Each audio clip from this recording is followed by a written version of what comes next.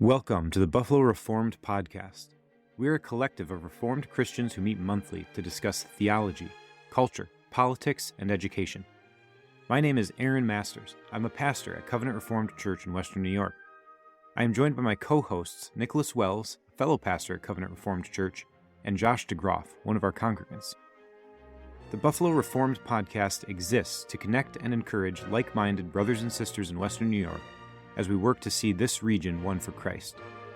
We encourage our listeners to seek this goal by being devoted to Christ, to their family, to their community, and to their local church.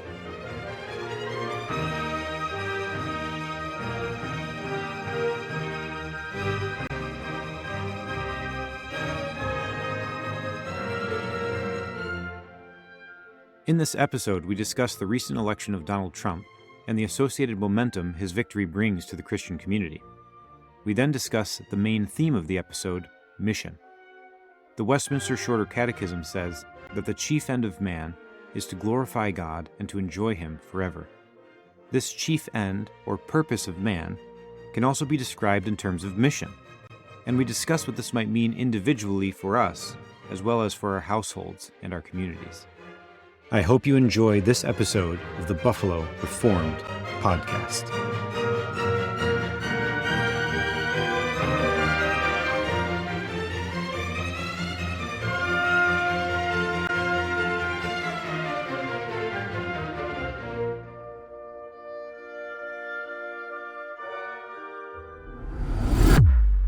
Welcome back to the Buffalo Reformed Podcast. This is our second episode, which we are recording on the day prior to, or the day after Election Day.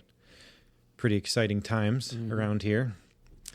And this episode is set to release on Monday. As you all know, we're doing one episode per month. You should be released on the second Monday of every month. And last time we talked about worship. The topic for this episode is going to be mission, but I do want to take some time and discuss reactions and reflections on what we witnessed yesterday with the election of Donald J. Trump as the 47th President of the United States. I was not expecting that. I thought it was going to be a lot closer than it was, but pretty early on in the evening, it was looking like a lot of states were turning red that I was not really even expecting. The swing states, especially Pennsylvania, Georgia, North Carolina, and even Virginia was close for a long time into the race, and then that did end up going blue. But how closely did you guys pay attention to it? What were your reactions during? I tried not to pay much attention to it at all, largely because of 2020. Because when I went to bed at 2020, Trump looked like he had it, and then in the morning he didn't. That's and then exactly, it was this long extended thing, and it was just a mess. So I was hopeful, and I liked what I was seeing, but obviously there was that hesitancy of accepting and that this was really going the direction I was hoping it would go. But it's exciting. It's exciting not only to have the better candidate get into office who's also going to put in way better people into the different positions of government. We will have like-minded people in certain positions with this administration coming in. But not only that, you also now have the full power of Congress too. Now, I have my reservations because I know how Republicans have done that in the past. They've done nothing. They get the power and then they don't know what to do with it. Do you think, though, that, this is Trump's second term. He doesn't have another shot after this. He kind of knew what to expect. He knows what to expect going into it now, whereas he didn't before. Do you think things are going to be a little bit different this go around? Well, there will be, in the sense that he's going to have better people in his cabinet. He's going to have better people. Like all of those, I forget what the exact number was, but I think it's somewhere around 6. He had like 6 positions that he had people filled in for, where Hillary had like 1,000. Yeah. And so he was not prepared. As much as he likes to say, "Oh yeah, I expected to win." Well, when you've only got 6 people, it's like you did not expect to win. But this time he's said, I'm ready. I know I've learned my lessons. I know what I'm doing now. So that's going to be a lot better. But yeah, you still got to have Congress. We are a three-branch government, and he can do executive orders, but they are short-lasting. They will only last as long as he's president. So they aren't really a long-term fixed anything, although they could be effective, especially with the immigration. Do you know what's big though is there's and they were talking about this on the Daily Wire yesterday. There's two justices who are kind of up there in age, Clarence Thomas and Alito. Yep. And they may take the opportunity under a conservative president to retire. Yes. If that happens, now we get two more young justices in there, then we have the majority for a long time Yes. on the courts. I think that's huge. But then to your first point, my wife and I did not want to go to bed until we knew that it was called for Trump, because that's exactly what happened in 2020. We left the party at like 10 p.m. We're like, oh, he's got this in the bag, and then they stopped counting. Yep. And then you wake up the next morning, and all the states that looked like they were going red were all blue. So crazy. Speaking of which, Yes. I just looked at that podcast I was listening to on the way over here, and DeMar said, you look at how many people vote in the elections. Yes. This year's election is the same as what 2016 was, 2012. Go all the way down. Very similar number of people voting. 2020 had 20 million more voters than any of the other elections. That's right. Before or after. That's right. Yeah, Trump got a record number of votes in 2020 election, and so did Biden. It's like the fishiness of that is just that does not pass the whiff test, not at all. Somebody this was kind of on Twitter a lot today, but the number of people that turned out for Trump today and then for Harris, and comparing that to all the other prior elections, 2020 was an anomaly. It's very clear to see. Like, it's just obvious now. That doesn't put a lot of confidence in what happened in 2020, but we made it through it. We made it through it, and now Trump is president again. So, and we've got Vance, who seems to have a really good head on his shoulders. Yes, so he's don't sharp. Go trying to take out Trump, because now you have to deal with Vance. That's right. Vance is sharp. Well, I'd rather have Vance, to be honest with you. Yeah, I think that Vance actually is a little bit more conservative when it comes to abortion. Yes.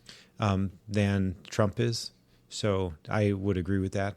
I like what people are saying though. It would be great if now they're like, yeah, so Project 2025, that was actually a thing. Yeah, we're going to do it now. That'd be great. Bring Musk in for the Department of Government Efficiency. Doge. Wells, what were your thoughts? Reactions?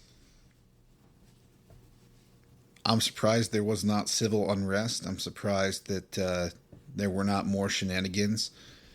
You did see certain places where there were ballots being brought in after hours and things like that were being reported on. But I think that it helped that Trump had so many lawyers in different places prepared for the shenanigans. I'm genuinely surprised that they were not more successful at cheating. And because I believe that we did win the last election as well. So Trump is probably the only president in U.S. history, I believe, to win 3 elections. Except for FDR, but we won't count him because he was, borderline communist. So Right. Well, point being, Trump did extraordinarily well. And the reason I'm so excited about this situation that I never thought I would see in our lifetime or ever in this country at this point with how far we've gone is that it was no longer liberal versus conservative, because you had the liberals going to Trump and you had some conservatives going to Kamala. And what it really was, in my opinion, and I hope it's true, is establishment candidate Kamala versus the anti-establishment candidate Trump. And Aaron, you and I were talking about this, and Trump spent the first couple of years of his presidency learning what it means to be president. He is not a politician by trade. He's a businessman. He's very effective. But when he walked into it, I don't think he was prepared to win. I don't think he thought he was going to win. And his whole cabinet was just recommendations by the swamp. Mm-hmm. And he wanted to drain the swamp, but the swamp was the one telling him what to do. That's no longer the case. So Trump is walking in with some key picks and with people picked out for things. I think Elon, as funny as it is that all the leftists were like, oh, he's going to kill Twitter, and he did. He put it to death. He brought X out of it, and it's a much more efficient, much more favorable platform now than it ever was as Twitter. And I think that everything Elon's touched has essentially turned to gold. So I think the Department of Government Efficiency is going to be an excellent thing for the state of our country. I also think that Kennedy is great for the health thing. I mean, just think of all the stuff in our country that we allow that other countries don't, like with artificial food dyes and all these ingredients, and whether they be chemicals or whatever, that are illegal to have in food in other countries. So I think that Kennedy is going to do an excellent job, and I've heard that there was actually a call today between various pharmaceutical companies that are concerned about him because he actually wants to remove advertising for drugs from television and from I don't know if they do radio. I think they do as well. So he wants, yeah. So he wants to overturn that whole process, which will be just gouging their pockets. And then you got Tulsi Gabbard, who I think is just phenomenal whenever she talks. I don't really know what she's going to do for his cabinet particularly. Vance is just a knockout. He's sharp. He did so well in every debate. He puts everybody to shame. And I think Trump was, when he talked about him on his winning speech, when he was talking up Vance, he was talking about how like other people are afraid to go into these CNN interviews because, or these liberal interviews because they know they're going to come after him. And JD just walks in and shuts him down because he's such a sharp guy, such a smart guy. And it's just amazing to me that the first time I ever heard of him was his book, Hillbilly Elegy. Yes. And just this kid from rural Appalachia with a family like his can, rise up and become the vice president and very likely become president in 4 years. Yes. So, yes. Tremendous. It's just rare because a lot of times vice presidents do not achieve that. Yeah. And Yes. Biden had to cheat to get that accomplished. But you look in history, vice presidents usually do not win. It's weird. I don't know why, you would think, but it was I think it was Van Buren was the last one before Bush number one. Yeah. That was how big of a gap there was between a vice president. The only reason Truman got in there is because FDR died, and then that started his whole process of being elected. Yeah. But the first time election, it was like Van Buren, and then it was Bush. Yep. So a huge gap there. But one thing you said that makes me think of something is the shift that's going on with the non-establishment and the establishment. And you got a lot of Christians that are kind of like, oh, I don't know, they're taking the Republican Party in a wrong direction. And I agree that in certain parts it is, but we have to play the long game. Mm-hmm. And unfortunately, this kind of goes into our discussion of maybe dispensational thinking versus post-millennial thinking and everything in between, is they are very short-sighted.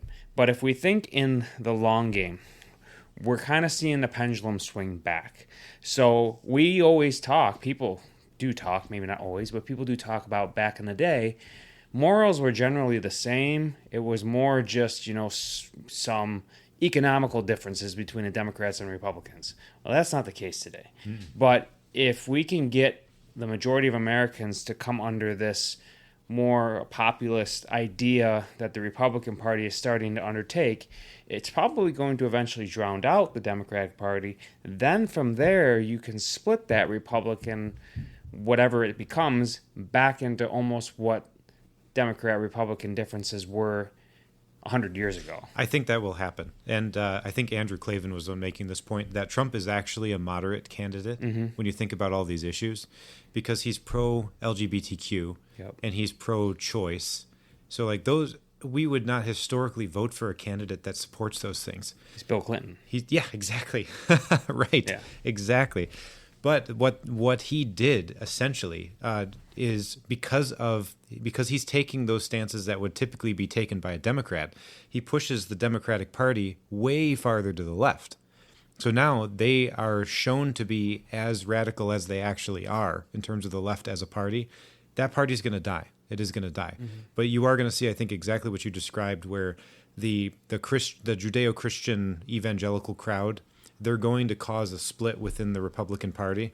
And then I don't know how it's going to play out in terms of our two-party system. That's going to be interesting to watch. Could get to 3, which would be pretty wild. That would be, wouldn't it? Interesting. Actually make things a little bit more exciting, in my opinion. I agree. I agree. Yes. Just a couple of real quick things we can follow up with some of the things you guys are saying. I think what we saw in the election yesterday is the news media as a propaganda machine is not as effective as it once was, because you had over 70 million Americans that they not only didn't do what the media was telling them to do, but they got up and they did the opposite. So they didn't vote for Harris and Joy, but they voted for Trump and misogyny and racism from their perspective. They did the exact opposite, even in the face of a label like that: sexist, misogynist, racist, Nazi, like all those labels that are getting thrown at them. Still, 70 million Americans still got up and went and voted for Trump. I think that's big, because that means that a lot of these secondary news outlets and things like Joe Rogan or the Daily Wire, or even Crowder and his crowd, and a lot of people that are like that. Russell Brand, yep. And X in a big way, because that's like where all the information and news is being spread right now. I think that's way more effective than the legacy news media is at this point. Well, and just a quick funny point. We were talking earlier today that the leftist mainstream media outlets have changed their tune very quickly to praising Trump for the stock market changes that have happened. But I even saw and shared a story from, I don't know the outlet, it might have been CNN, where they were saying they were legitimately trying to say that it was actually the Republicans that were calling Trump a Nazi and a fascist. Yeah. They're trying to take everything that they did and foist it onto the Republicans. And the main thing that I hope Trump does, just because I'm sick of hearing it more than anything, because clearly the American people aren't buying it at this point. They're drinking their own Kool-Aid, but it just becomes a vicious cycle for them where they believe their own lies. And then when, like, the average American, the popular vote goes to Trump and everything goes to Trump, and Republicans, it's like they're dumbfounded by it. I truly hope that their ministry of truth and, like the Orwellian ministry of truth dies away. At the end of the day, they're just gaslighting the American people. They're gaslighting themselves. And, everything that they're seeing the Republicans are doing, those are the things that they did, and they need to own them. And that's why nobody cares about them and nobody thinks they have anything relevant to say, because very few liberal media outlets ever are willing to say that they're wrong and then jump on the bus. I think I wanted to say I disagreed with you in a text earlier on the idea of shutting down their lies, but I agree in the fact that not necessarily like passing some kind of law or anything like that, because that's not gonna help. That's actually gonna make it worse. It's better to let the American people, which I think this election has shown that they're not listening to you anymore. But that when we say holding them accountable, then let's start seeing some actual libel suits come into play. Yes. And actually start to take these people, because who was it? Somebody just won a lawsuit for something like that. Rogan sued a news outlet recently, or a couple different times actually in the last couple of years, I think, for defamation. That's the direction to go. Even these news outlets. I mean, Trump could go to court, I think, for a lot of these. I mean, even Obama still spewing, just this last week, spewing the same garbage about, there were good people on both sides, going back to the incident down in South Carolina years ago. Yeah, right. Still saying that, even though that's been fact-checked multiple times. Well, I think what this points to is, and I think that there is a need for this, is honesty when it comes to public figures.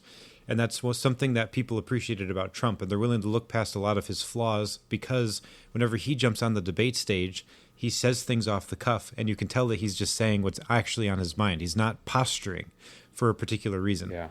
Whenever he says, because you'd be in jail. Right.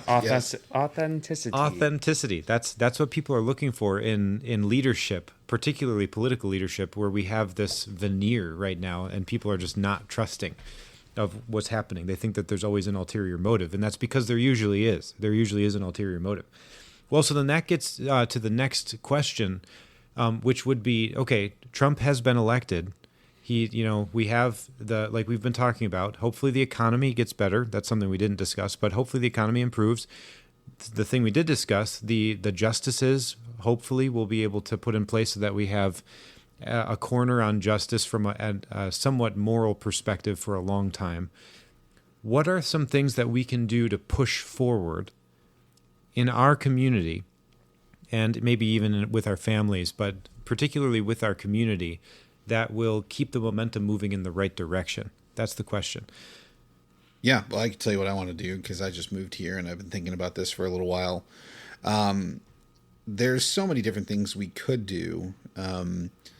There's a Christian coffee shop owned by a Christian man. And if you go to their website, they're closed on Sunday, and he states that their mission is essentially to, advance Christ. Like, it's clear on their website that they care first and foremost about Christ. And that's the kind of guy that I want to get to know. What if we could do like a psalm sing at the cafe, or, do some kind of homily there or something, just build that relationship up. Whether it's a Bible study, again, the psalm sing, whatever it is, have that be like a center where the various Christians from various churches can kind of come work together, support a local Christian business, and also build our bonds and serve our community, as a collective of the church in whatever way the community needs. There's another brewery that opened up just down the road, and that's a great opportunity because there's going to be opportunities to do psalm sings there, have a bunch of people, Christians out in this area, come and gather, again, support that business, sing songs. There should be, non-Christian people there getting exposure to that. I know there are other churches in the CREC that do these things, and they generally have very good turnouts. So, and it's a good witness because, if the Christians go and they tip well and they leave the place nicer than it was when they got there and stuff, it's a good witness for Christ. So two things that I'm hearing you say are support local businesses. That's number one. And Yep. so have a more local mindset. Yep. And then number two, be present as a Christian in your community. Yeah. And I think that's the big difference between like Big Eva and then I would say a more culturally reformed movement, more, you could even say it's like a 2K versus a Kuyperian mindset, where from my perspective, being Kuyperian, I believe that there's a lot of stock we should place in our local communities, and we shouldn't just be doing evangelism in our local communities when it's convenient. We should be building up our local community, investing in our local communities so that the community is improved. And then the more you do that, the more people know you. And then when, something difficult or bad happens, who are they going to go to? They're going to go to the person who offers the most hope and who is stable. Yeah, and that is very much similar to what the way I was thinking about it as well. I think we need to start being active in local politics as a church. I think the Christian community needs to be much more active in local politics than we have been, just in general. And then we need to start businesses and support businesses, particularly Christian ones. But yeah, having that local mindset, I think, is crucial. But so just real quick. Yeah, go ahead. Another example, even just like, because I want to get to know all the ministers in the area. If it's a gospel preaching church, I want to get to know their minister, and anybody who wants to partner to serve the community, I want to do that. The other week, I think last week, there was a fire on the main street just up on 19 in Warsaw. And how great of a witness would it have been if there was this coalition of pastors or whomever, these Christians from all different denominations, different churches that live locally here, and could have gathered together to do some kind of charity for the people who no longer can live in their apartments, who are displaced, who don't have their clothing and all these things. Like, yes, they should be insured. At this point in time, we live in an era where we have insurance, and you have insurance for things like this. But to be the hands and feet of Christ, to go into a community, to go to the broken people in the community, I think that the church needs to do those things. And it's just like, who makes clinics for people to come and get health care when they don't? Historically, it's been the Christians. The Christians are the ones that do those things for the community, for the advancement of the gospel as well. So yes, a lot of opportunity. Yeah, a ton. Anything you want to add to that, Josh, before I add another point here? Not really. I mean, that's pretty much because I think that's the right avenue to take. I mean, Yeah. honestly, I mean, supporting your local businesses and being involved in your Right. local community. Right. I can tell you that that's something that has been weighing heavier on my mind over the last year or two, especially getting more of an understanding of what the CREC promotes and pushes for versus what I was used to in the more, and I would say radical two kingdom versus just two kingdom. There is a difference there. The radical two kingdom idea, and let me just stay in my shell. I'll honor God. I'll read my Bible every day. I'll go to church on Sunday. I'll go to Bible studies in the middle of the week. But I'm gonna stay in my little home that's safe and Holy huddle. Yes, and I will not get myself in the community and either the Lord's gonna rapture me or I'll just quietly die as an old man.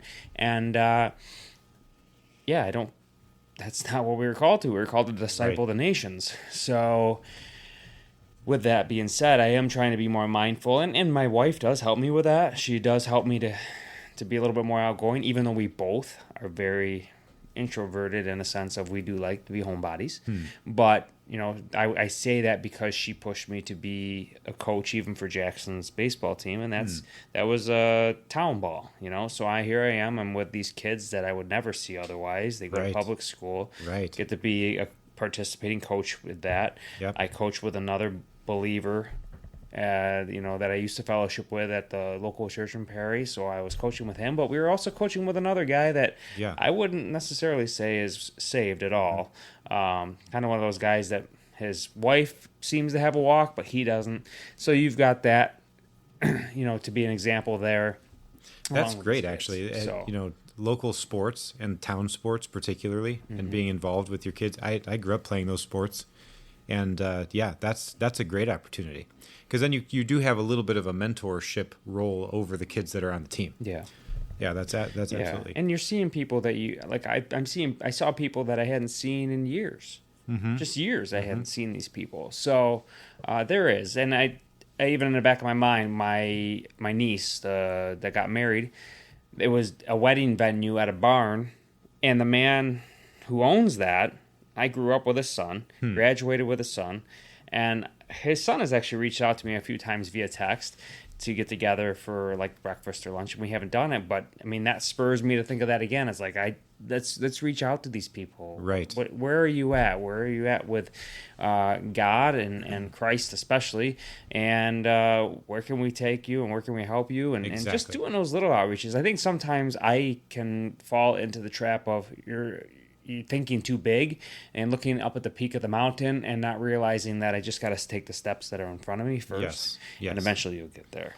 Yeah. And this is good. The topic for this episode is mission. And in light of the election results and the situation that we now find ourselves with, this opportunity, it seems like socially, these are some things that we can practically do. The personal mission steps we can take to try and accomplish a goal or see the vision actually come to fruition.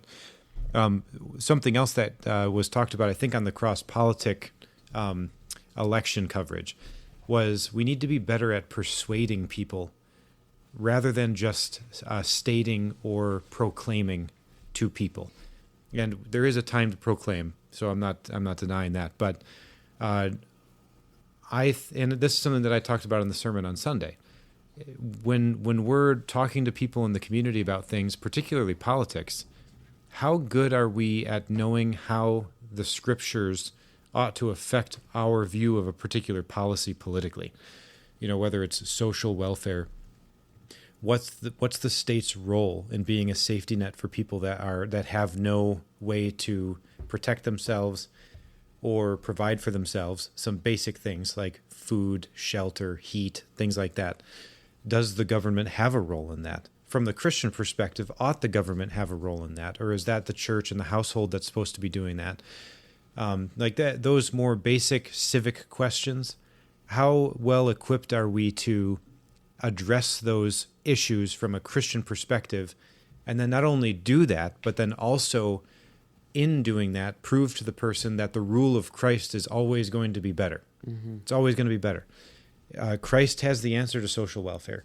Now, I know that because I'm a Christian, but I would need to prove that to somebody who's not a Christian. Like, why does turning to Christ actually mean in the long run, maybe not immediately, because we all know that that's not true. If you give your life to Christ, your life actually usually gets harder.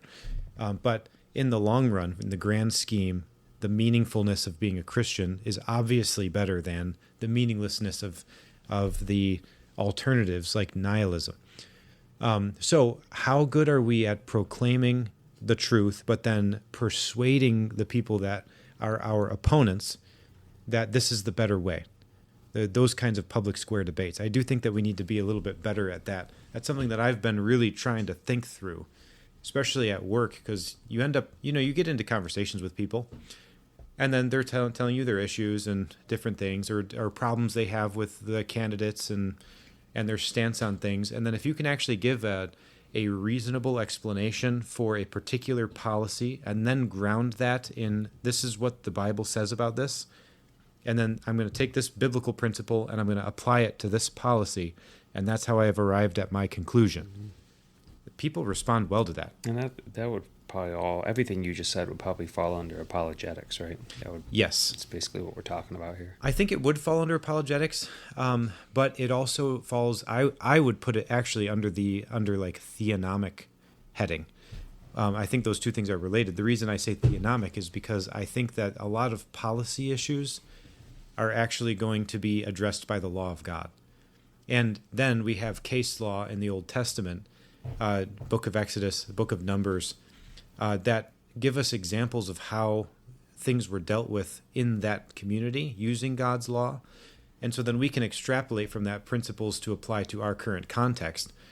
Now, I'm not saying that we need to try and reconstruct our American society in a way that would rebuild what Israel was constituted as in the Old Testament. I'm not saying that, but I do think that there would be a lot of similarities between how you apply the law of God in that society, how they did that, and then how we would apply the moral law of God in our society.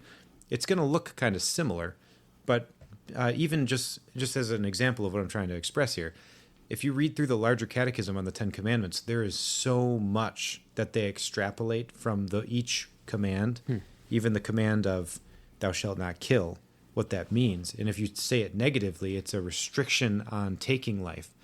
But it's also a restriction on anything that might lead to the taking of life or the harming of somebody else. But then you'd have the positive spin on that, like what are we doing to actually promote the welfare of somebody else? So all of those things that you can extrapolate from one single simple command, and then what the downstream ramifications of that might be in terms of policy. And really, even like when you say that, looking at the positive side of the commandment, that's no different than what Christ said in his commandment as well. Yes. Do unto others as you would have them do unto you. That's right. And doing the positive approach, because I think they say, oh, well, Buddha said, or Confucius, one of them was like, don't do unto others what you don't want them to do to you. And Jesus took the opposite. Well, Jesus took the better approach because Yes. he is better. But he says, you love God with all your heart, soul, mind, and strength, and you love your neighbor as yourself, and that fulfills the law. That's the first table of the law and the second table of the law, and it's said in a positive way, And a quick example of that would be the redistribution of private property. If society doesn't recognize private property, then that's actually going against the eighth commandment, which is thou shalt not steal. Right. Because if you're stealing something, it presupposes that somebody owns it. And if somebody owns it, then that presupposes private property. And so that's a particular policy position then that's generally more conservative, more Republican, that's directly taken from the law of God and some of the presuppositions in the law of God towards these social type things, which is grounded in transcendent morality, which is God saying this is what's right, this is what's wrong, and that's based on His word essentially. So my point being, what are we growing in our knowledge personally? And this is really the first part of the podcast, which we've taken a while to get to, 37 minutes later. But in this mission, like we have this opportunity to push, and we've already laid out a bunch of good things that we can do in the community to be more present and to take advantage of this opportunity. But what are we going to do personally to lead our families and to be present in our community, what's our personal mission? We know our chief end is to glorify God and to enjoy him forever. And so I'm using mission in that same sense. What are we doing? And I think one thing, if I was going to harp on anything in this episode, it would be this, is we need to know how the law of God applies in our current political and social moment. And we need to be able to communicate that to people that we come in contact with on a daily basis, just at the drop of a hat. And if we're able to do that, then debate is going to be easy, because we would be so well versed in these things because we're talking about them, we're thinking about them all the time, that we can then persuade someone that we come across in the public sphere with truth, with biblical truth that is relevant to them. I think that would be a very powerful way of moving forward from a personal perspective. That's one of the reasons why that's how I use Twitter generally. So I do engage with people on Twitter, but usually I'm going through some resource and then I'm posting quotes from the resource.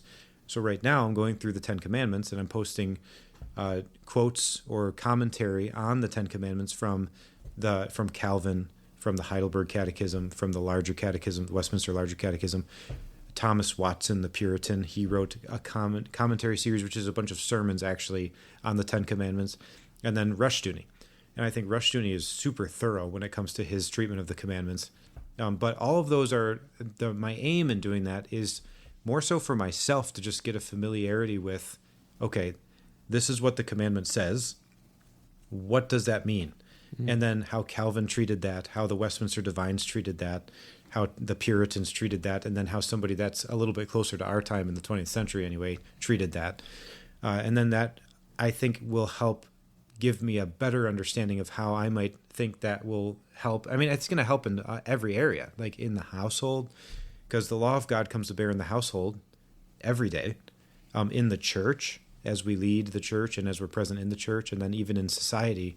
If the Lord wills that we have people in our church or in our community that end up running for office, they need to know how the law of God is relevant to public policy. Yep. No, that's good. And I think that's something where I personally would like to get a lot stronger at, because I'm pretty weak in that department. Like we talked about in the first podcast, I listen to a lot of different shows via podcast, but listening and retaining are two different things.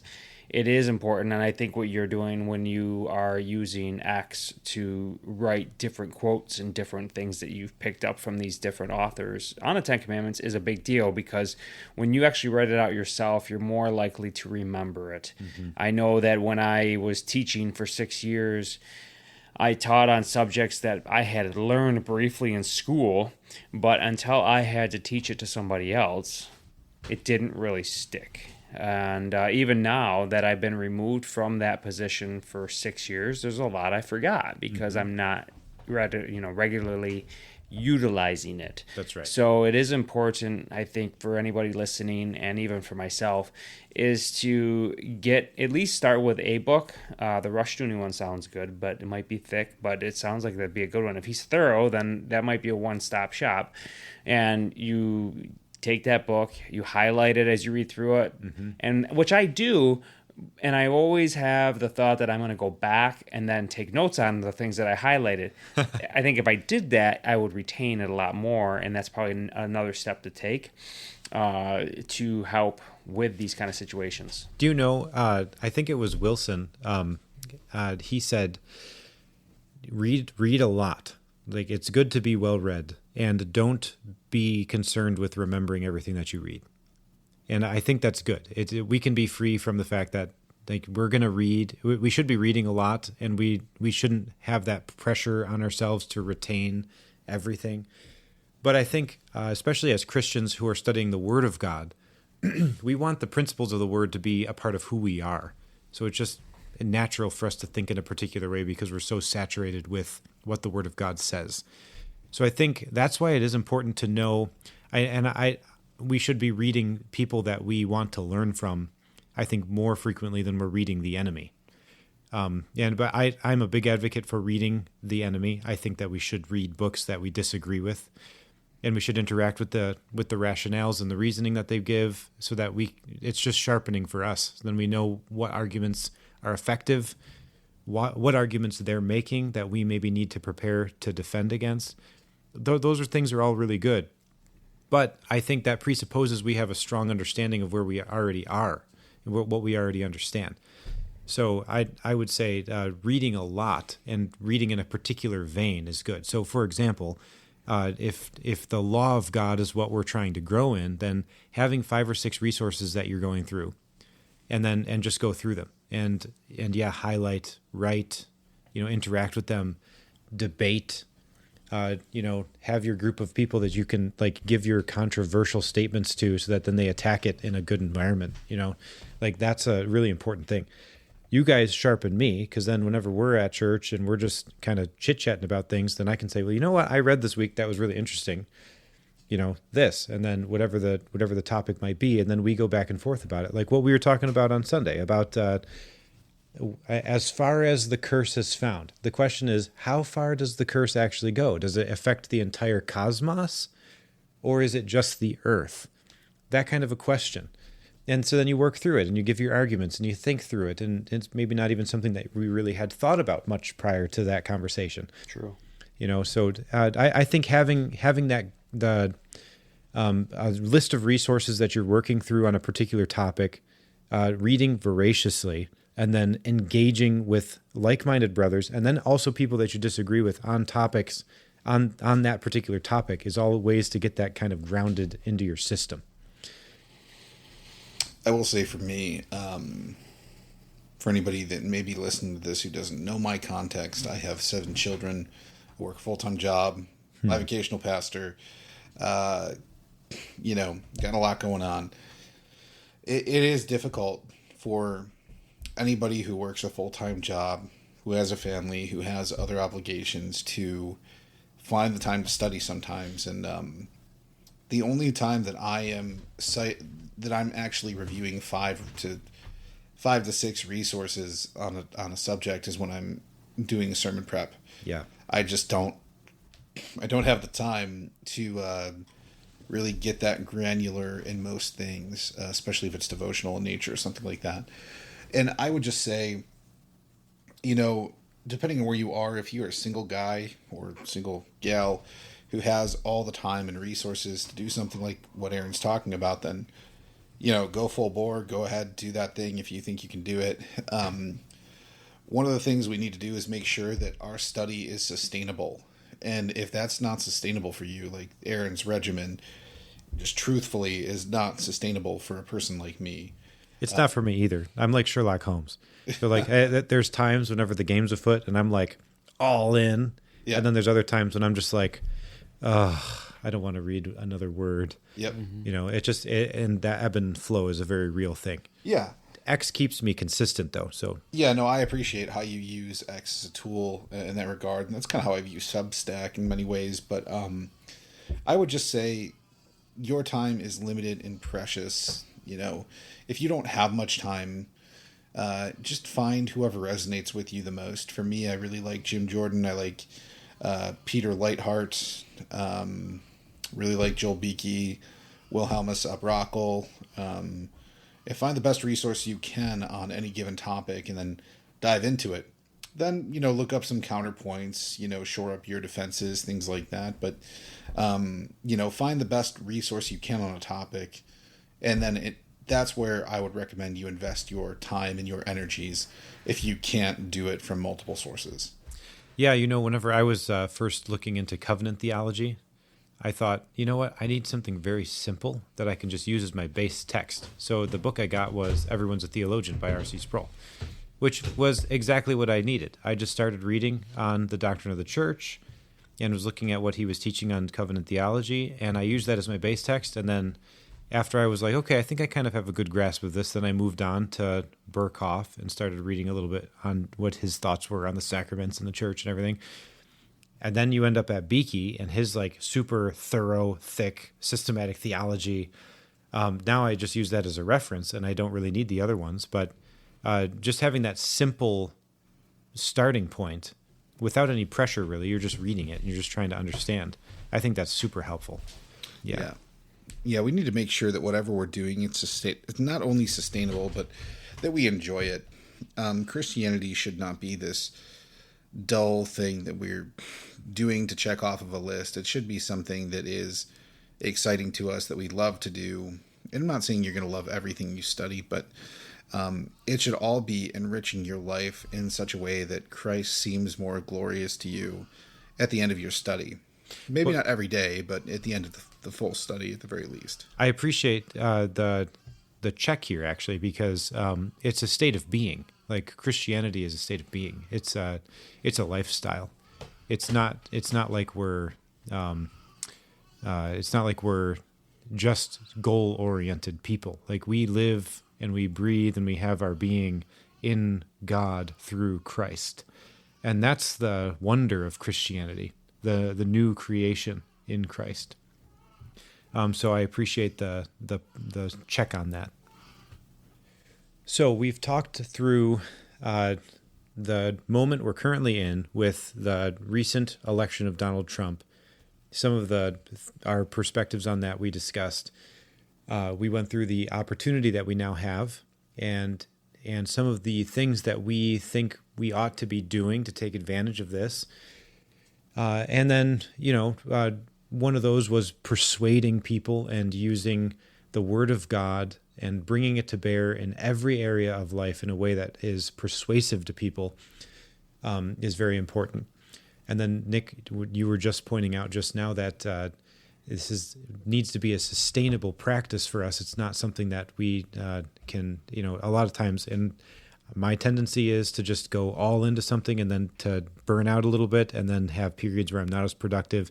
And I think it's healthier to have a steady, sustainable practice of development, as you were saying, rather than these times of just excessive focus. So the last bit that I kind of want to work through with you guys is, and we're thinking of this concept of mission. Last episode was worship. This episode is mission. And mission has the sense of activity associated with it. Like, what are we doing? What's our purpose? Where are we going? What's our direction? And so all of that is kind of wrapped up in the things we're discussing in society.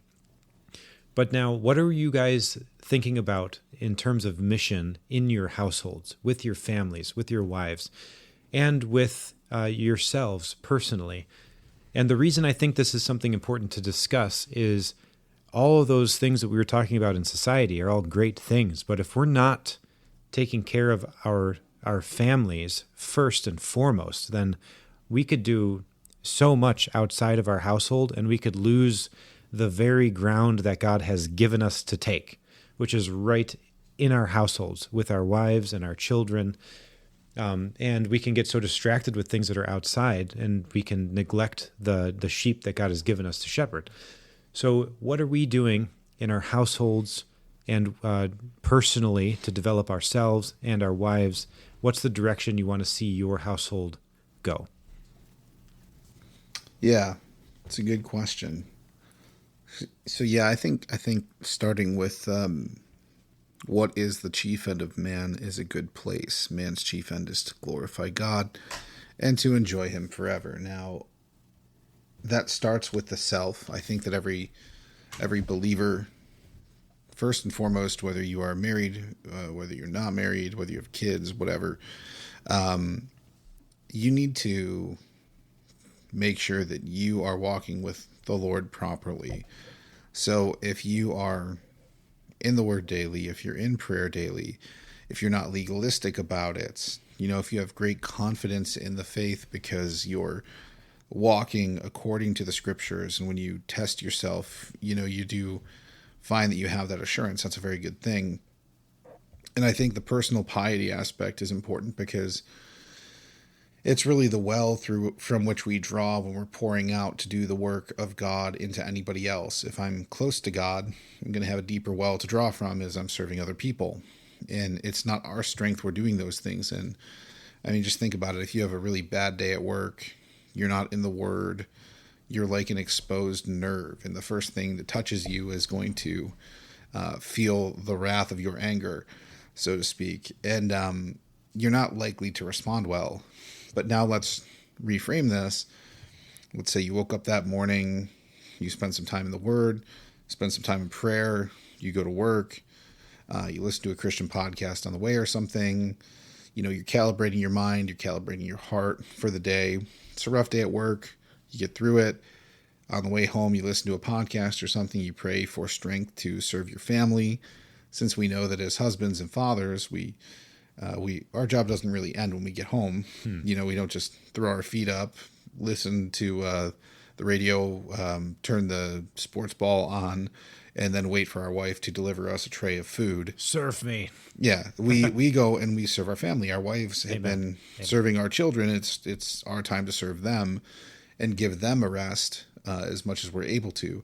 And so if you are walking with God and doing these godly things, calibrating your mind, setting your mind on Christ, and you come home to a mess, like you're going to be much less likely to respond in a sinful way. You're going to be much more likely to take a breath and then serve Christ through it. And this is really the idea of Sabbath, because we take one day in 7 and we set it apart. And that one day in 7 that we're taking to set apart, we do on God's example, because that's what he did when he created the earth. But what we're doing when we do that is we're saying everything that I have comes from God. Everything. So I have worked for 6 days. I am not going to work on this 7th day, because this is the day that I'm taking to remember that everything that I have comes from God. And so then I'm looking at God with the right perspective, which then frames how I do everything else in the remainder of that week. And so what you're saying, it is touching on that, I think, really well, because whenever you are digging into the Word, you're praying, you're listening to something, you're calibrating, like you said, your mind on the right things, then you're going to be in a position spiritually, which will then impact you emotionally and physically, temperamentally, to come home with the right attitude towards your family, rather than a fleshly attitude, which we're so prone to fall into that way of thinking. It's just natural. Whenever I come home from a hard day of work, it's so easy to think of like, I just went through XYZ at work. The last thing I want to do when I get home is fix the faucet, something like that. But that's what we're called to as men, and that's what the point you're making. And the other danger to that is, let's say you are respected at work, you come home, things are a mess, and then your wife doesn't respect you as much, or your kids don't respect you as much as the people that work with you. And then that creates a whole host of other temptations to, want to be at the office more, or want to do this more, want to do that more. Because sometimes it's hard to lay down your life for people that don't appreciate you. Or maybe they do, and you just think too highly of yourself. But right. So that would be my first answer. You have to make sure that you and God are right. You have to make sure that you are consecrated properly in that way for the rest of your liturgy in your life. I think if you're married beyond that, then you have to, be a loving spouse to your spouse. You have to, if you're a father or a mother, then you have to focus on that relationship as well. So I would say Christian, husband or wife, then parents. And then if you're performing in all those areas well, you're doing family worship, you're washing your wife with the water of the Word. Again, your kids, you're doing similar things, raising them up in the fear and admonition of the Lord, singing psalms with them, exposing them to the whole counsel of God, memorization, catechism. And again, I don't do all these things perfectly. I don't even do all these things necessarily with my kids. We haven't catechized in quite a while, which is something we want to get back to. But, these are all things you can be doing for the good of your family. And from my perspective, I forget how the phrase goes, but I think the way it goes is, so goes the family, so goes the church, so goes the church, so goes society. Yeah. And I can't remember if they flip church and family, but I think the family is the primary unit that goes first. Yes. And the reason for that is because the church is made up of families. So if we have good, strong, vibrant families, your leaders are going to be joyfully serving you without a whole lot of friction, because you're going to be a joy to lead. Whereas if you have a church that's filled with families who aren't doing what they're supposed to, with people who aren't calibrating their hearts to God, who aren't trying to be close to God in their piety, how do you lead a horse to water and force it to drink? It's just not something you can do. The families in the church, the people that make up those families, need to want to fellowship with God for a pastor to be able to lead them well. Yeah, and I think a way that we can say this is having an attitude of self-sacrifice, as men particularly, right? I mean, so Doug Wilson makes this point in, I think it's the book My Life for Yours, Tour of a Christian Household. And that's the theme of the book, My Life for Yours, and that's the Christian attitude. We're giving our life for our families. And that's why whenever we go to work, we do come home and we do then serve our families at home also, not just whenever we go to work, because it's our life for their life. But the typical, I would say, fleshly, non-Christian attitude is not one of sacrificial service towards other people. It's one of trying to diminish the amount of responsibility you have towards other people and maintain as much of the things that you can take for yourself as possible without giving anything in response. It's just inherently selfish. My follow-up question would be... Real quick, can I just say one other thing? Certainly, yes. So if we are doing those things, if we are setting ourselves apart properly for the work of daily life, for the daily liturgy we have, and we are ordering our households well according to Deuteronomy 6 and doing the things all throughout the scriptures that we are commanded to do, that is how ultimately we are going to have vibrant churches and how we are going to be vibrant in society. Yes. I think I said it before, but by the time my children leave my household, my goal is that they would have, at the very minimum, like a 1-year Bible program degree of knowledge, like in some college somewhere. Like, my kids should leave my house as adults, not only as competent individuals who know how to think, but people that are intimately familiar with the word and how to apply it to their lives. And if we are doing our job as parents to do this, then when our kids get into society, this vision of small town community, or it doesn't have to be small town, whatever community you live in, being engaged there, digging in roots there, making it better, and then becoming a cornerstone of the community for the gospel, while also serving in your church and doing all these things that we should be doing in that side of our life as well. That's how we become faithful to, raise families and children that are then going to impact society. So it's not just ourselves, but it's our whole family. It's a family endeavor. Yeah, I was just going to say, and that's really great. If you could put that into an exhortative fashion, like, so tell me, since I'm your average American, I want a to-do list. Mm-hmm. What's my tasks? I would say... And I'll put it in context. Just say I'm a young man. I'm about to be married. I have no kids. I have a job. But I'm looking forward to marriage and I want to build a household. What am I supposed to do? If I were going to exhort you right now with no prep, I would say spend as much time as you can in the Word and in prayer. Know your God as well as you can, and then seek to apply those principles to your life. If you're a man with a trade or a skill that's unique that you can leverage, I would encourage you to not trade your time for money, but to build an empire, whatever that can look like, so that you are not reliant on somebody else for your income and for your livelihood. Because if you're an owner, then you can affect a lot more change for Christ, because you're not beholden to another person in the same way, which is significant. So I would go hard at something for a career. Again, consistent with Scripture, draw as close as you can to God, and be building into and building up in your church and your local community as much as you can, while again also preparing for these other stages of life that are coming around the corner. Yeah, with kids and whatnot. Yeah, that's very good. Yeah. Anything you would add to that, Josh? We'll start with the exhortation first. So, young man, about to be married. We'll say he's just getting into a new career. What would be your, okay, this is your to-do list, young man. Make sure you get on this. Well, it would probably be something similar to this whole idea of where does mission start, and it's the idea that it has to start in and work its way out. You cannot be effective to a future bride, future children, your future coworkers, your boss. You cannot work outwardly until you have really done well inwardly. Or I should say, you aren't going to do well outwardly until you are doing well inwardly. You must be poured into in order to be poured out. And that does require actually being in the presence of God.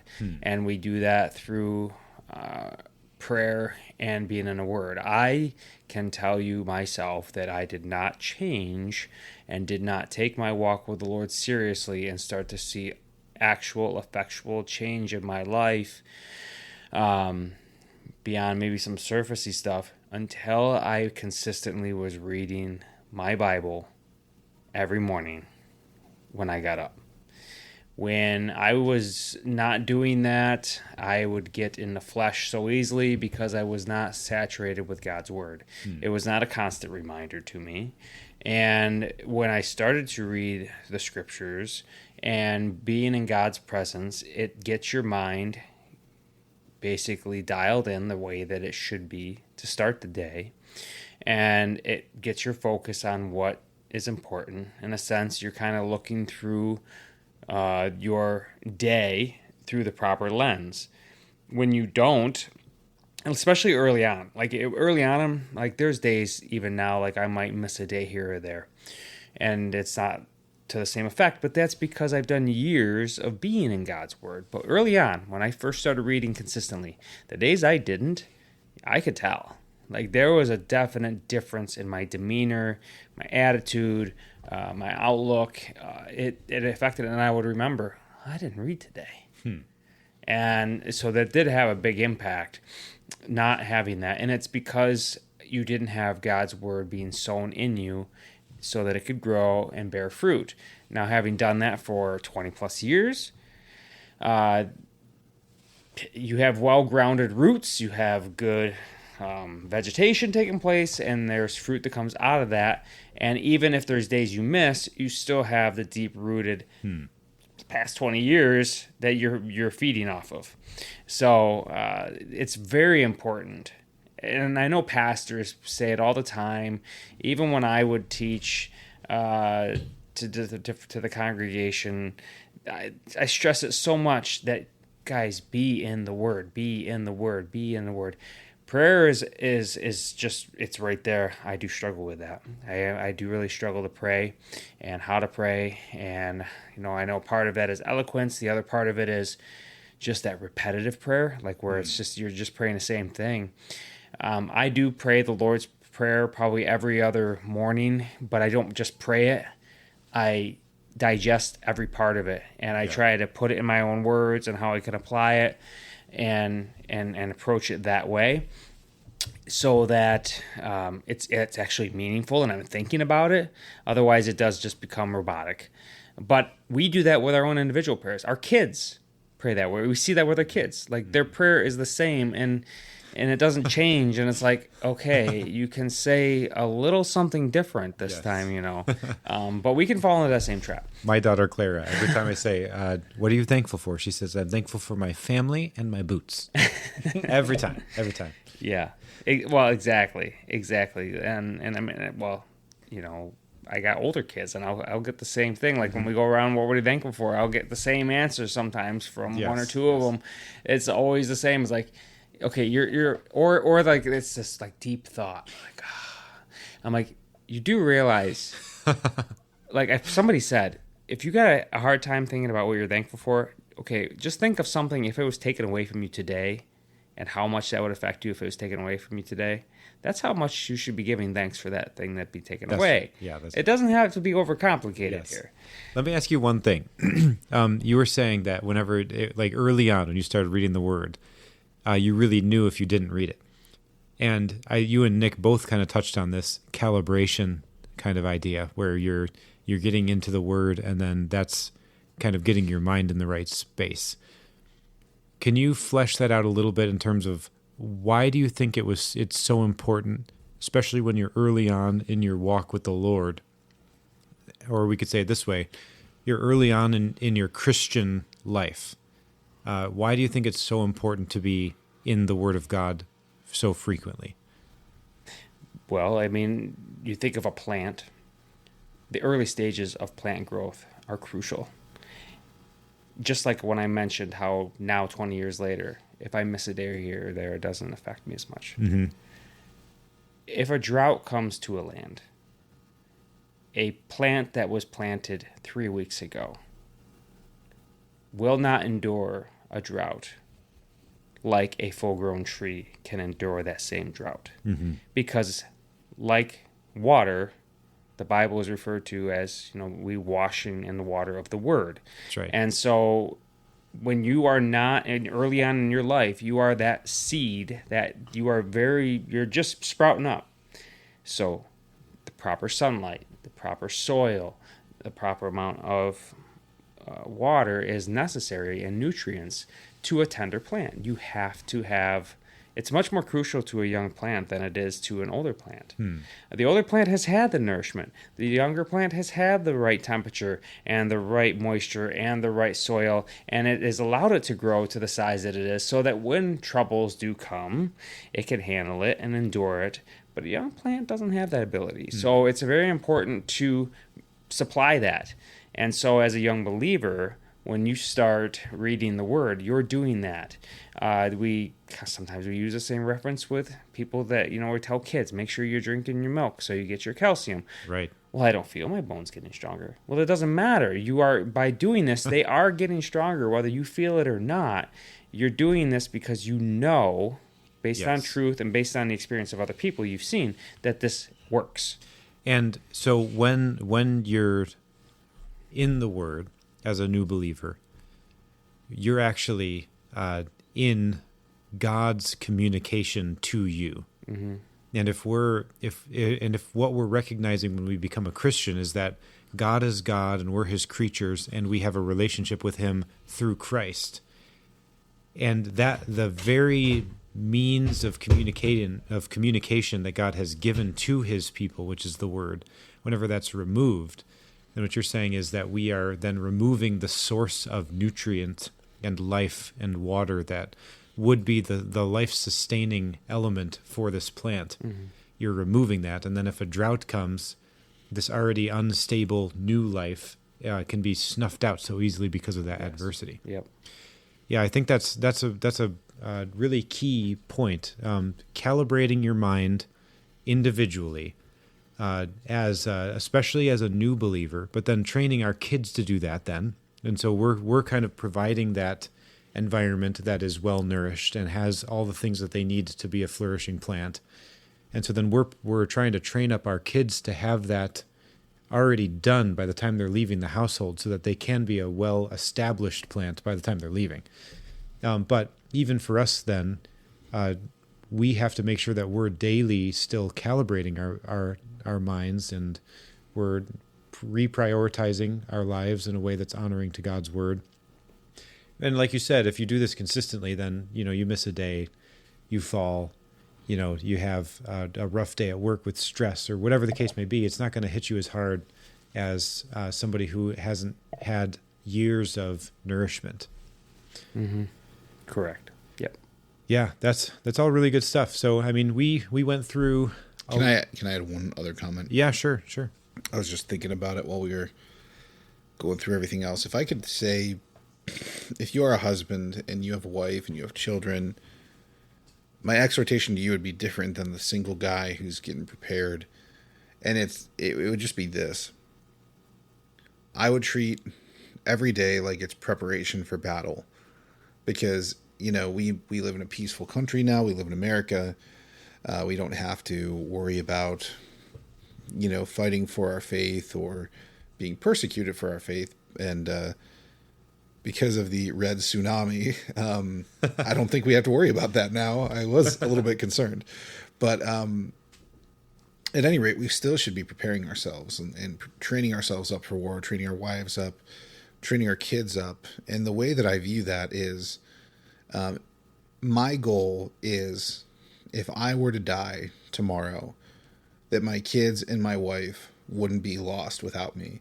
Like, yes, they'd be sad, they'd be hurt, they'd go to God in prayer, but they would be competent enough because of the way that I led, because of the way that I raised my family up, that they could keep running this ship without me, because they're not grounded upon Dad, they're grounded upon Christ. And that is the rock that I was standing on, same rock that they're standing on. So, yeah, husbands, fathers, if you were to die tomorrow, or today, are your wives, are your children, is your wife and are your children, sorry.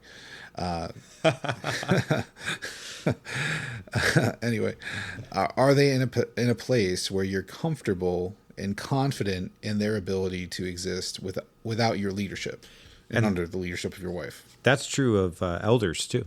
It's very true of elders. Yep. And maybe even more so, but because the church as an institution, God does not need the men that are currently leading it in order to accomplish His will.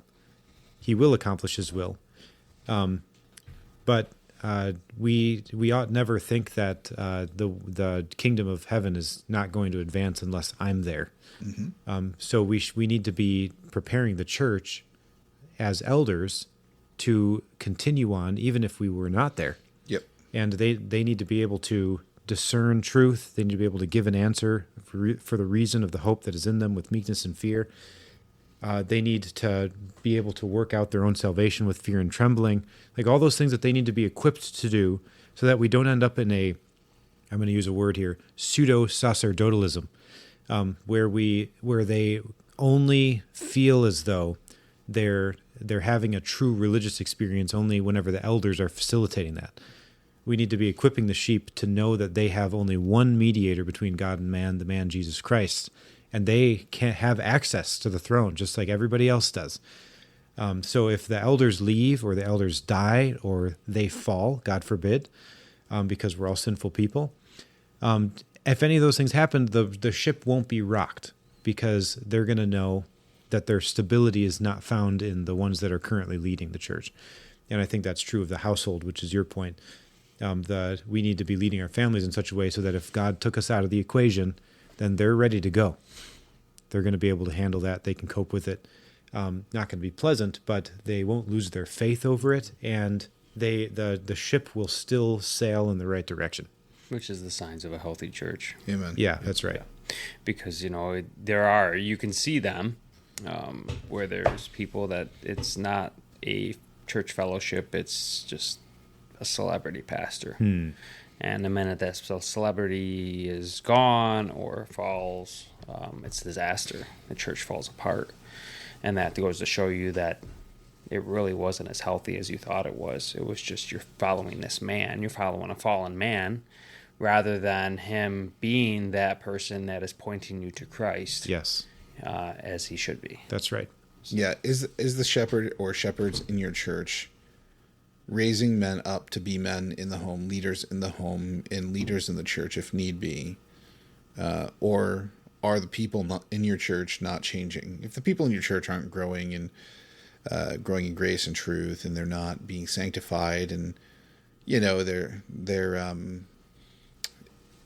leeching off of the pastor, so to speak, then find a new church. Talk to your pastor, but probably find a new church, because that's there's a good chance that the pastor is wanting you to be codependent upon him at that point if the people in your church aren't growing. And some leaders prefer that. Some leaders think that they should be the mediator between God and man. Some preachers think that they should create people in their image instead of encouraging people to become in the likeness of Christ. And I think that they would get into that headspace by saying, Paul said, imitate me as I imitate Christ, but not most of us aren't Paul. So, but we should be living lives that people can imitate. Absolutely. But yeah, in particular, I've been under a leader who tried to make a bunch of little hymns, and it became more about him than Christ, it appeared. Yes, and I think that is always a danger. Well, That's always going to be a danger, especially if a person is gaining a following, particularly, or they're seeing that their influence is growing over people. Then the tendency is always going to be, wow, I'm pretty great. I need to make sure I'm leading these people into all truth. Right. Yes. Yeah. Yeah. That's just the tendency, and so we have to guard against that. But that's part of the reason that living in community with God's people is so important, because I rely on you, brothers, to keep me accountable. You rely on us. We all rely on each other to keep each other accountable. Whenever we're getting a big head, the other two will just knock us down a few notches. That's what's supposed to happen. Yep. It's a healthy give and take community where we keep each other accountable. Iron sharpening iron, in the way that I was raised to think of that being meant.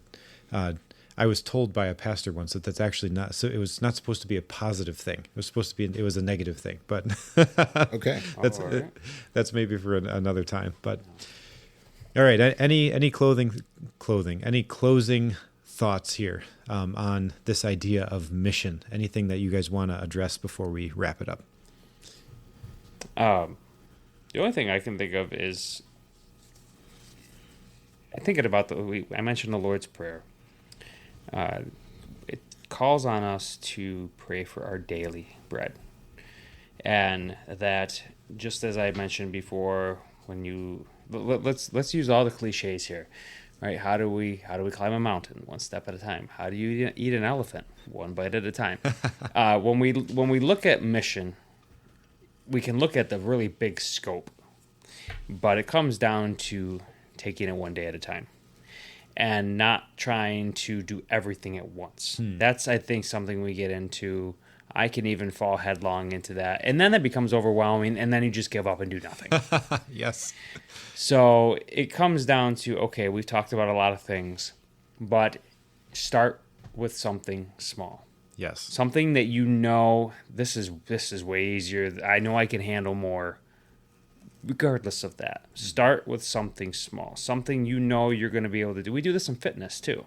Yes. Where, don't go out and do a workout that's going to make you not be able to move for the next 5 days and then you give up. Yes. Start small and work your way into it. And that would be my encouragement. I need to remind myself of that.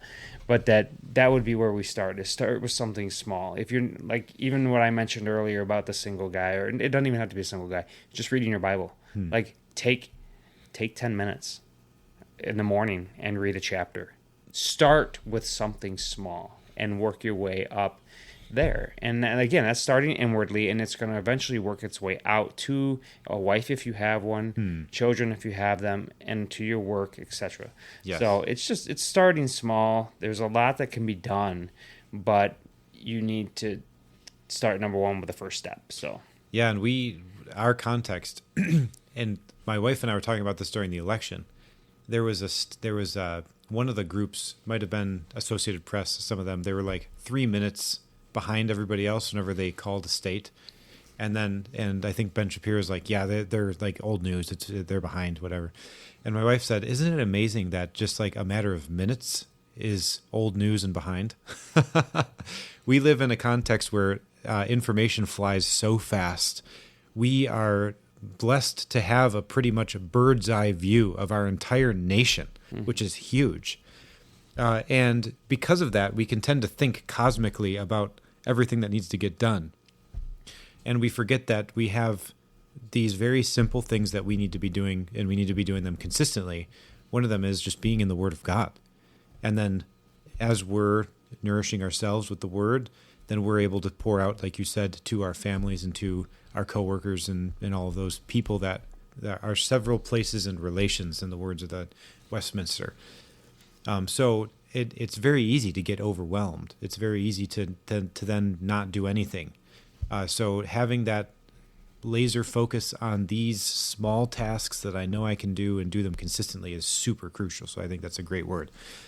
I was going to say I'm doing that right now because I tend towards that all or nothing thinking. And if I'm either going to do everything or it's not even worth it because I'm not doing everything, And and fitness is a big one for me because I don't often want to take the time away from other things to focus on my health as far as exercise. Right. Just doing some push-ups every day before I take a shower. Other than on Sunday, I give myself a day off on Sunday. But every day before I take a shower, I just try to do a set of push-ups, and that's just like one thing. And then from there, it's gotten to, okay, well, how many can I get up to? So then trying to build up a number, and then it's like you're building off of those successes. That's how it starts. You got to start with something that's sustainable. It gets back to the sustainability piece, and something that you can accomplish. That's something that's very attainable. Mm-hmm. Yep. All right. So we covered a lot of ground, but I think a good practical start towards mission. We have an opportunity that the Lord has graciously given our nation by allowing Donald Trump to be elected, and in so doing, putting us in a position where there's going to be Christians crawling around the White House now. Whereas with a Harris-Walz regime, that would not have been the case. So the Lord has been very gracious to our nation through this. Trying to build on that momentum, being present for our families, growing ourselves, being present for our church, and then going out and being present in the community and persuading people, being active in government. I think those are all really good things that we can just be thinking about as a community. Some things coming up. We have only a couple of weeks before the Advent season begins, and that is the beginning of the church calendar. That's December 1st this year, which is Sunday. So we've got some things coming up within our community here in Western New York, like Christmas caroling. We're hopefully going to invade Warsaw with some Christmas caroling, so we got to be practicing for that. My wife is going to be doing some candy making with the ladies in December, so that'll be fun. And then we'll have our Christmas feast to look forward to on Christmas Eve. So any other events you guys want to highlight coming up? No, I'm just looking forward to actually doing some of these things and coming out of the Calvary Chapel. Like, we didn't follow any of this church calendar stuff. It's nice, isn't it? It's like a good reminder. It's all brand new. Yeah, Christ's life, and it's festive. And I mentioned it to you before. I think it was before, obviously, I started fellowshipping with you guys, but hearing that you wear red on, is it Pentecost? Pentecost Sunday, you wear red? Yep, I think that's right. And I put a post out there because somebody had mentioned it, and me and one other lady from the church, we were like, we got our red on today. But it's nothing you ever heard about, so it's fun to be part of that.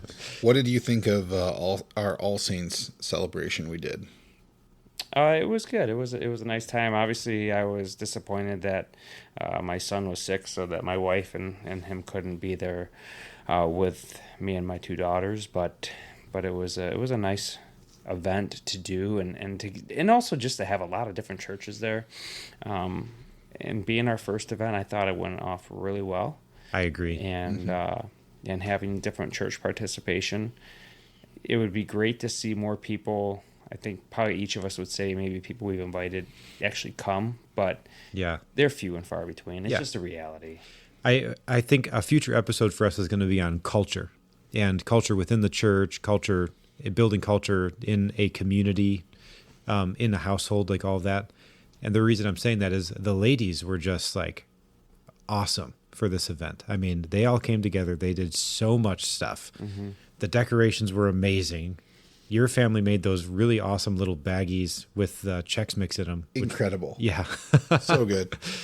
It's like it could not have happened without the ladies turning it into, like, that space looked so beautiful, and and if you walk up there just on a day to day, it's not like the most attractive space, right? Yep. But it looked great.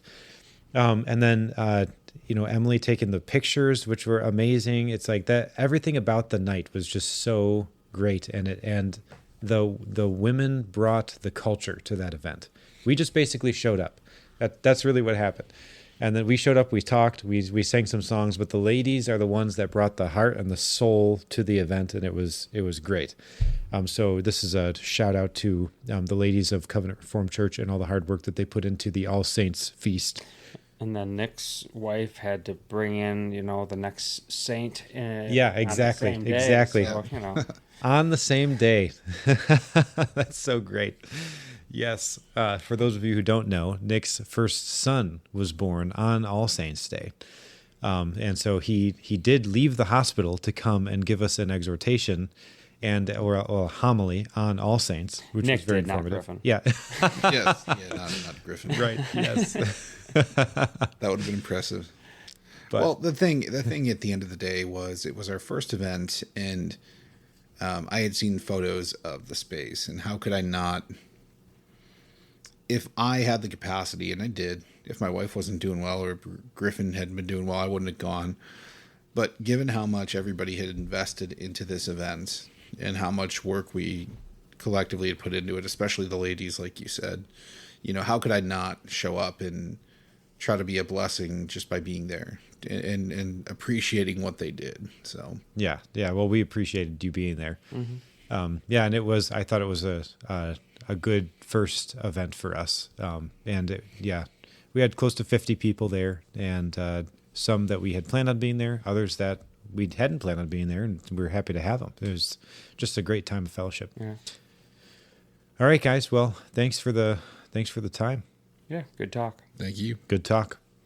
Until next time.